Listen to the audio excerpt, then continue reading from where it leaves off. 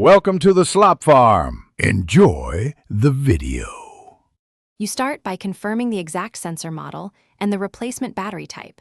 This matters because CR123A and CR2 look similar but differ in voltage. Once you have a flathead screwdriver, fresh battery, and cloth, put your system into service mode or disarm it so you don't trigger an alarm.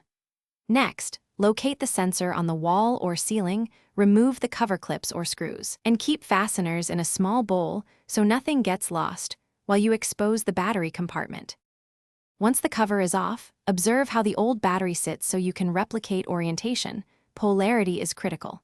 Carefully lift the old cell straight out to avoid bending contacts and dispose of it at a battery recycling drop-off.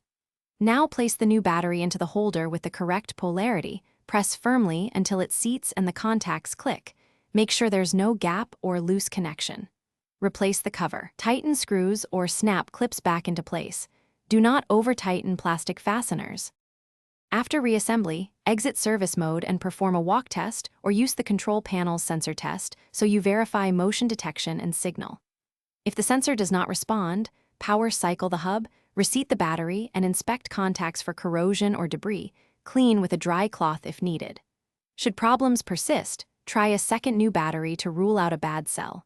Finally, consider replacing the sensor if it still fails, because internal circuitry can wear out over time. Thanks for watching. Consider subscribing if we helped you today.